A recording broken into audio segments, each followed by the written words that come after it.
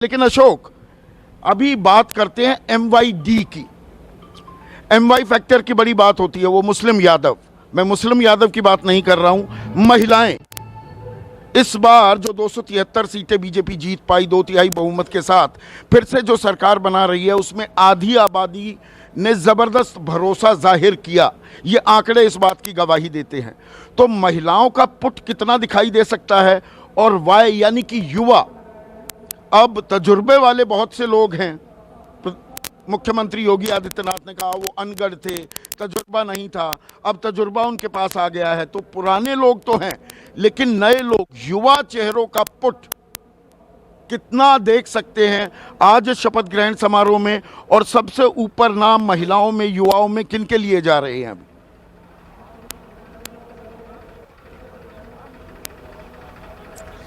देखिए, बिल्कुल संदीप जी, उत्तर प्रदेश में मंत्रिमंडल का स्वरूप कैसा होगा, इस पर कल रात से लगातार चर्चा चल रही है। और थोड़ी देर पहले जो बात आप कह रहे थे कि तमाम सारे विधायक लगातार लोगों से, अपने जानने वाले लोगों से फोन करके पूछ रहे हैं क्या किसी के पास फोन जाना शुरू हुआ कि नहीं हुआ। तो अभी तक वो उत्सुकता विधायकों के अंदर भी बरकरार है। हालांकि नाम तकरीबन फाइनल हो चुके हैं, कुछ लोगों को इस बात की जानकारी भी दी जा चुकी है। अब जहां तक आपने महिलाओं का जिक्र किया, तो पिछली बार योगी सरकार का जो मंत्रिमंडल था, उसमें तमाम सारे महिलाओं को जगह दी गई थी, जिसमें नीलिमा कटियार थी, जिसमें अब आप कह सकते हैं कि स्वाति सिंह थी, जो इस बार जिनको टिकट नहीं दिया गया। उनके पति दयाशंकर सिंह को इस बार चुनावी मैदान में उतारा गया, बलिया से वो चुनाव जीत कर आए हैं। तो इस बार भी ये माना जा रहा है कि योगी मंत्रिमंडल में, चूंकि इस बार जो मतदान का प्रतिशत है वो बीजेपी के पक्ष में बहुत ज्यादा देखने को मिला है, खासतौर पर युवाओं और महिलाओं की बात की जाए तो जो सीटें इस बार हासिल हुई है वो इस तरफ आप कह सकते हैं इशारा कर रही हैं। तो ये कहा जा रहा है कि इस बार के मंत्रिमंडल में तमाम सारी ऐसी महिलाएं जो युवा भी हैं, जो पार्टी के साथ पुराने समय से जुड़ी भी रही हैं और जो अभी हाल ही में पार्टी में शामिल हुई है, उनको जगह दी जा सकती है।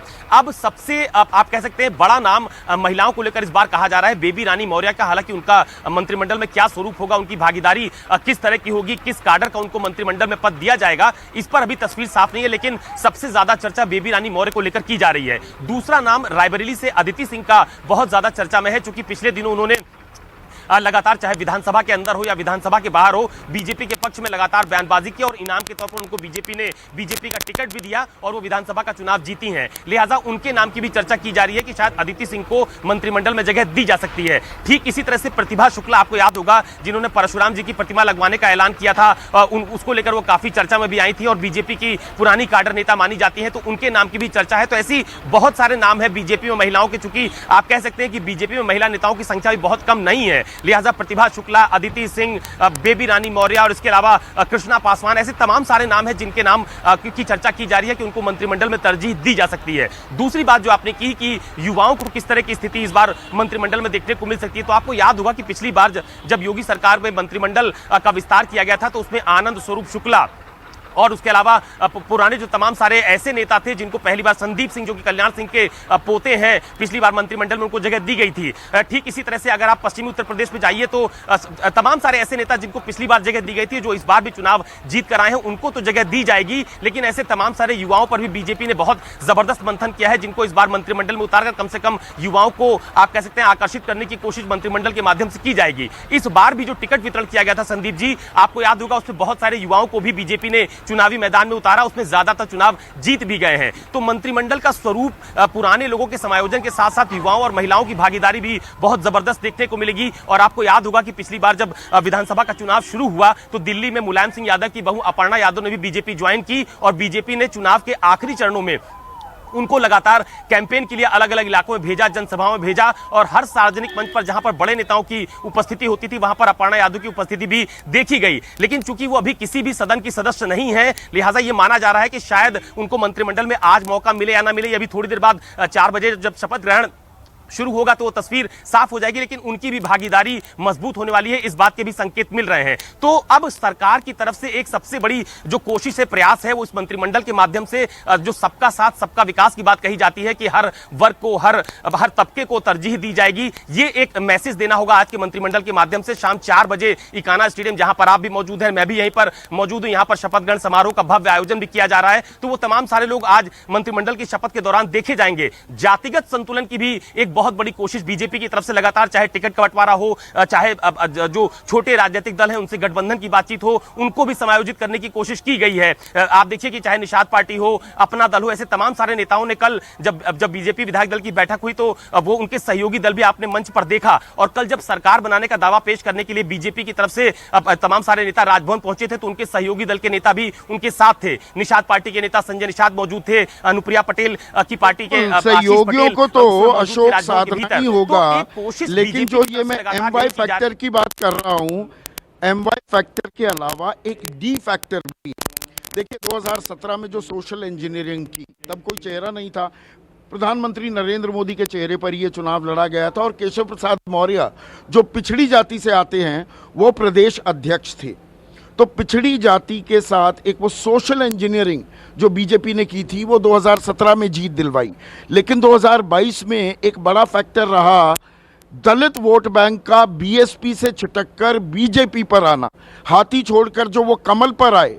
तो अभी सोशल इंजीनियरिंग में जो ये डी का पुट है, जो ये दलित वोट बैंक आया है, और आजकल आम आदमी पार्टी भी बहुत अंबेडकरवादी बनती दिखाई दे रही है, तो ये दलित की राजनीति को साधना, क्योंकि हमें 2024 के चुनाव को नज़रअंदाज नहीं कर सकते, ये चुनाव सेमीफाइनल थे 2024 के चुनाव के लिए।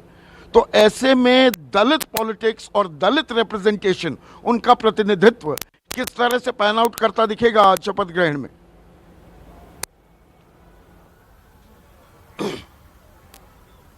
देखिए संदीप जी, सबसे अहम बात तो यह है कि जब विधानसभा के चुनाव बहुत शुरुआती दौर में थे तो आपको याद होगा कि केंद्रीय मंत्रिमंडल का विस्तार किया गया था और उसमें उत्तर प्रदेश के तमाम सारे इलाकों से हर वर्ग के लोगों को केंद्रीय मंत्रिमंडल में तरजीह दी गई थी, जिसमें आपको याद होगा कौशल किशोर जो कि अब लखनऊ के मोहनलालगंज से सांसद हैं, उनको भी मंत्रिमंडल में शामिल किया गया था। ठीक इसी तरह से अब जो बदायूं के बीएल वर्मा है वो भी जिस वर्ग से ताल्लुक रखते हैं उस वर्ग को मैसेज देने के लिए उनको मंत्रिमंडल में तरजीह दी गई थी। तो कोशिश बीजेपी की शुरुआती दौर से यही रही है कि न सिर्फ ब्राह्मण, न सिर्फ ठाकुर, न सिर्फ लाला, न सिर्फ बनिया, बल्कि दलित और दूसरे जो अल्पसंख्यक वर्ग हैं उनके बीच में भी एक मैसेज देने की कोशिश की जाए। अब अगर आप आज के मंत्रिमंडल शपथ ग्रहण समारोह की बात कीजिए तो आज भी आपको मंत्रिमंडल में सामंजस्य की एक बहुत बड़ी तस्वीर देखने को मिलेगी, जिसमें आपको हर वर्ग का आदमी प्रतिनिधित्व करता हुआ मिलेगा। अभी थोड़ी देर पहले आज सुबह जब हम लोग इकाना स्टेडियम की तरफ आ रहे थे तो बीजेपी एक नेता से मेरी फोन पर बातचीत हो रही थी, तो उनका भी यही कहना था कि आज के मंत्रिमंडल में सामाजिक समरसता की जो बात कही जाती है बीजेपी के तमाम सारे नेताओं की तरफ से कि सामाजिक सामंजस्य होगा, सामाजिक समरसता होगी,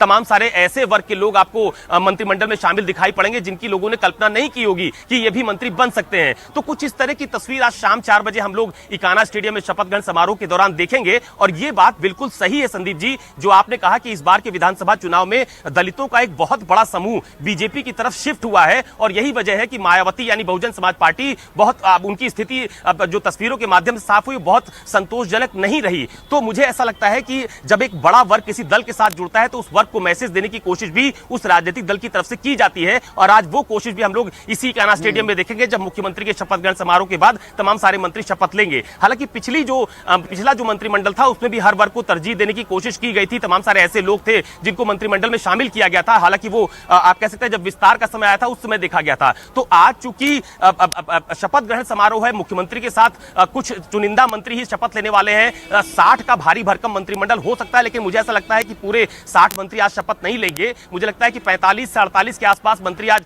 शपथ लेने वाले हैं, जिसमें कैबिनेट मंत्री, स्टेट मिनिस्टर जो होंगे और राज्य मंत्री स्वतंत्र प्रभार जो होंगे उनको हम लोग देखेंगे। लेकिन ये बात तय है कि कल आपको याद होगा कि जब अमित शाह लखनऊ दौरे पर आए थे बतौर पर्यवेक्षक तो लोक भवन में जाने से पहले वो बीजेपी के मुख्यालय पर पहुंचे थे और वहां पर बीजेपी के तमाम सारे जो संगठन से जुड़े हुए नेता थे उनके साथ उनकी घंटों बातचीत हुई थी और जो 4 बजे की बैठक प्रस्तावित थी लोक भवन में वो तकरीबन 1.5 घंटा लेट हो गई थी। यानी 1.5 घंटे का समय अमित शाह ने बीजेपी के तमाम सारे नेताओं के साथ बीजेपी के मुख्यालय पर बिताया था, वहां पर मंथन हुआ था। और जब तमाम सारे बड़े नेता शपथ ग्रहण के एक दिन पहले बैठते हैं तो ये माना जाता है कि चेहरों को लेकर चर्चा होती है, हर वर्ग हर बिरादरी को लेकर चर्चा होती है कि मंत्रिमंडल के स्वरूप में कौन कौन से चेहरे शामिल हो सकते हैं। तो 1.5 घंटे बाद जब लोक भवन में पहुंचे थे और उसके बाद योगी आदित्यनाथ को विधायक दल का नेता चुना गया था और उसके बाद योगी आदित्यनाथ उनको एयरपोर्ट पर सी ऑफ करने गए थे, तो जब बीजेपी के तमाम सारे नेता राजभवन पहुंचे थे सरकार बनाने का दावा पेश करने और उसके बाद देर रात मुख्यमंत्री ने भी राज्यपाल से जाकर मुलाकात की थी, तो इतना समय तमाम सारे चेहरों की चर्चा को लेकर पर्याप्त माना जाता है।